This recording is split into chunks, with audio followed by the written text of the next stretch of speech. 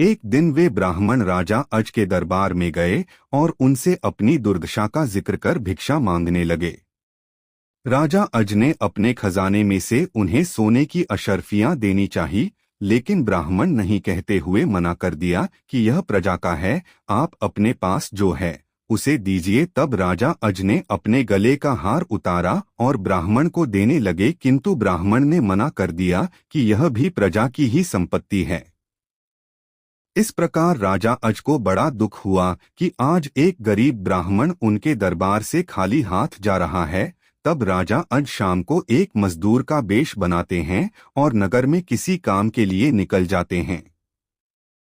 चलते चलते वह एक लोहार के यहाँ पहुँचते हैं और अपना परिचय बिना बताए ही वहाँ विनय कर काम करने लग जाते हैं। पूरी रात को हथौड़े से लोहे का काम करते हैं, जिसके बदले में उन्हें सुबह 1 टका मिलता है। राजा 1 टका लेकर ब्राह्मण के घर पहुँचते हैं, लेकिन वहाँ ब्राह्मण नहीं था। उन्होंने वह 1 टका ब्राह्मण की पत्नी को दे दिया और कहा कि इसे ब्राह्मण को दे देना।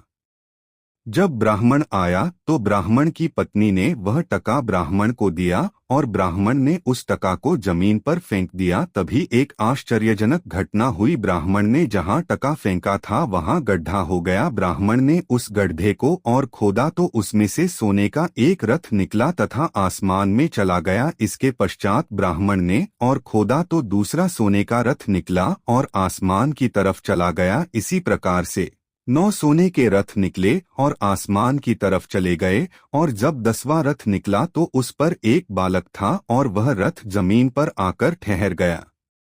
ब्राह्मण उस बालक को लेकर राजा अज के दरबार में पहुंचे और कहा, राजन, इस पुत्र को स्वीकार कीजिए, यह आपका ही पुत्र है जो 1 टका से उत्पन्न हुआ है।